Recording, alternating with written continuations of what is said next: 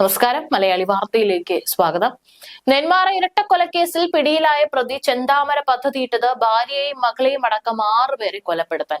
പിരിഞ്ഞുപോയ ഭാര്യയെ കൊലപ്പെടുത്തുകയായിരുന്നു ജയിലിൽ നിന്നിറങ്ങിയ ശേഷം തന്റെ ആദ്യ ലക്ഷ്യമെന്ന് പറഞ്ഞ ഇയാൾ സുധാകരനെയും അമ്മ ലക്ഷ്മിയെയും കൊലപ്പെടുത്തിയതിന്റെ കാരണം പോലീസിനോട് പറഞ്ഞു.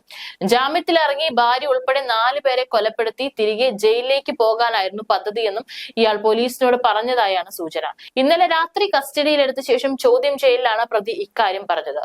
പോത്തുണ്ടിയിലെ വീട്ടിലേക്ക് ഭാര്യയെ വിളിച്ചു വരുത്തി വകവരുത്താനാണ് പദ്ധതി ഇട്ടതെന്നും ഇത് സാധിക്കാതെ വന്നതോടെയാണ് മറ്റ് 2 പേരെ കൊലപ്പെടുത്തിയതെന്നും പ്രതി പോലീസിനോട് പറഞ്ഞു.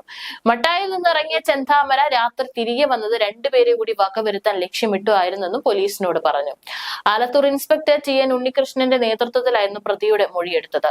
രാത്രി പിടിയിലായ പ്രതിയെ നെന്മാറ പോലീസ് സ്റ്റേഷനിൽ എത്തിച്ചാണ് ചോദ്യം ചെയ്തത്. 2019 കൊല്ലപ്പെട്ട സജിത, കഴിഞ്ഞ ദിവസം കൊല്ലപ്പെട്ട സജിതയുടെ ഭർത്താവ് സുധാകരൻ, അമ്മ ലക്ഷ്മി എന്നിവരായിരുന്നു താൻ കൊലപ്പെടുത്താൻ ലക്ഷ്യം വെച്ചവരിൽ 3 പേരെന്നും ചെന്താമരയുടെ ഭാര്യയും മകളും ഒരു പോലീസുകാരനാണ് മറ്റു 3 പേരെന്നും ഇയാൾ സമ്മതിച്ചതായാണ് സൂചന. അവരെയും കൊലപ്പെടുത്തിയ ശേഷം കീഴടങ്ങാനായിരുന്നു ഇയാളുടെ പദ്ധതി എന്നും വിവരമുണ്ട്. 2019 സജിതയെ കൊലപ്പെടുത്തിയതിലുള്ള പക സുധാകരന് തന്നോടുണ്ടെന്നും സംശയിച്ചെന്നും സുധാകരൻ തന്നെ ആക്രമിക്കുമെന്ന സംശയത്തെ തുടർന്നാണ് ഇയാളെയും അമ്മയും വീട്ടിൽ കയറി വെട്ടിക്കൊലപ്പെടുത്തിയതെന്നും ഇയാൾ പറഞ്ഞു. തന്റെ കുടുംബം തകരാൻ കാരണം ഇവരാണെന്ന ചിന്തയും അതുമൂലമുണ്ടായ പകയുമാണ് ചെന്താമരയെ കൊലപാതകങ്ങൾക്ക് പ്രേരിപ്പിച്ചതെന്നാണ് പോലീസ് പറഞ്ഞത്. ഭക്ഷണം പോലും ഇല്ലാതെ 2 ദിവസം ഒളിവ് ജീവിതം നയിച്ചതിന്റെ ആവശ്യതയുണ്ടായിരുന്നെങ്കിലും കൂസലില്ലാതെയായിരുന്നു മറുപടികൾ.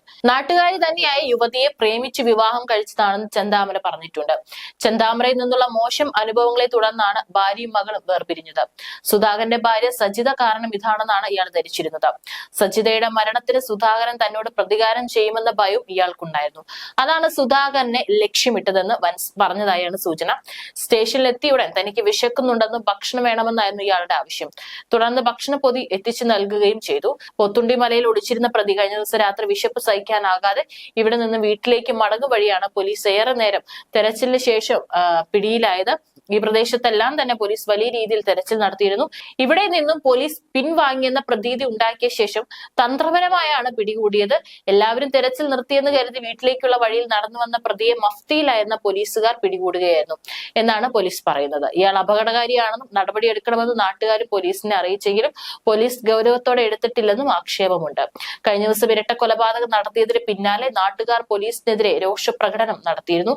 അതിന്റെ തുടർച്ചയായാണ് പ്രതിയെ പിടികൂടിയ ശേഷം നെന്മാറ പോലീസ് സ്റ്റേഷന് മുന്നിലുണ്ടായത്.